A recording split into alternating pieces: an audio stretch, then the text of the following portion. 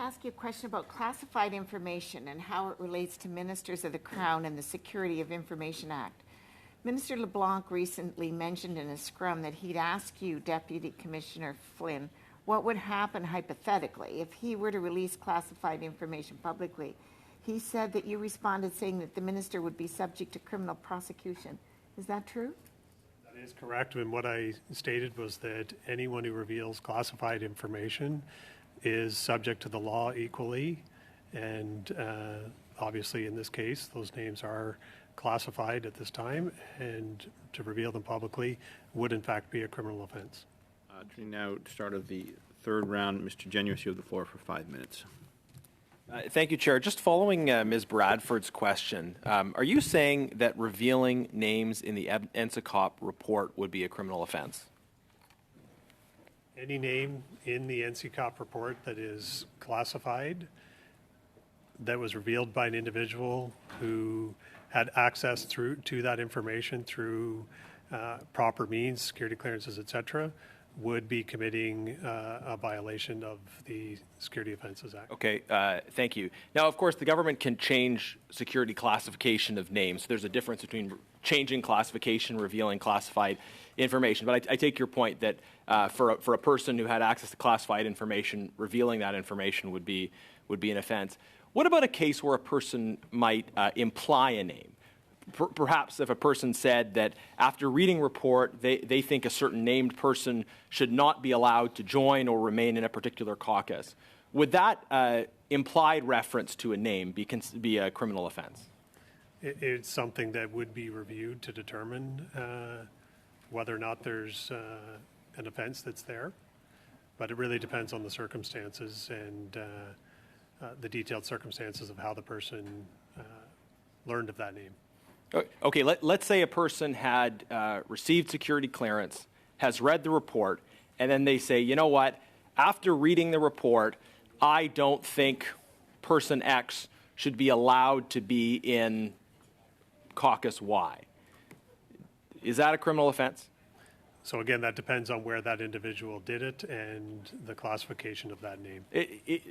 Suppose this individual has received security classification, security clearance to receive this information, and then they say in public, in front of a microphone, having read the report, I don't think person X should be allowed in caucus Y. Would that be a criminal offense, a violation of the Secrets Act? Again, that would be something that we would have to look into to determine. Okay, because there is a CBC story published on June 14th that says, after reading an unredacted report from one of Canada's intelligence oversight bodies, NDP leader Jagmeet Singh says he now thinks that independent MP Han Dong shouldn't be allowed back into the Liberal caucus.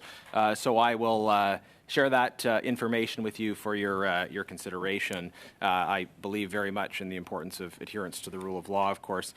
Now, we have an extraordinary situation before us today. I think you'll agree it's extraordinary. We've got senior RCMP leadership before a parliamentary committee in a context where concerns about NDP Liberal government corruption have brought us to the point of having multiple different criminal investigations involving federal government corruption, multiple instances involving ArriveCan contractors, as well as other investigations. Could you just help us go through and itemize all the investigations that are ongoing involving the federal government or relationships between the federal government and external contractors? That is not something that I have the information that I'm able to provide to you today. You're asking for a very broad number of things in that question that I don't have access to that information. And it would, in the context you're asking is about active investigations, it is not something that we would respond even if I had that information. Okay, it's interesting that you said it's very broad, and maybe that's illustrative of the problem, right? I mean, I'm asking you just to identify all the investigations that you as the RCMP are currently conducting involving government corruption or corrupt relationships between contractors and governments, and you've told me that they're too broad a list. It's too big a list to share. Just on ArriveCan then, if you could walk through the various investigations involving ArriveCan and ArriveCan contractors. So you said there's the main investigation that started kind of post Auditor General's report. There's another investigation involving the same contractors. How many different RCMP investigations are ongoing that involve this core group of suspect contractors. Clarification, I didn't say in the initial part of your question, I did not say that the list was too broad. I said the question was too broad. With respect to the number of investigations specific to arrive. Sorry, I don't think the question is that. I'm just asking how many police investigations are there into government corruption? There would have been a time when it would probably have been easy to say there are none, but we're living in this different reality with the current government. So, like, how many investigations are currently ongoing involving government corruption? That seems like a pretty clear, straightforward question. Just how many are there? And I think, Mr. Chair, it would be jumping to the fact with regards to corruption. We are currently investigating several files that are looking at the procurement process that could lead to an element of corruption. But at this point in time, I'm not saying that we're anywhere close to that.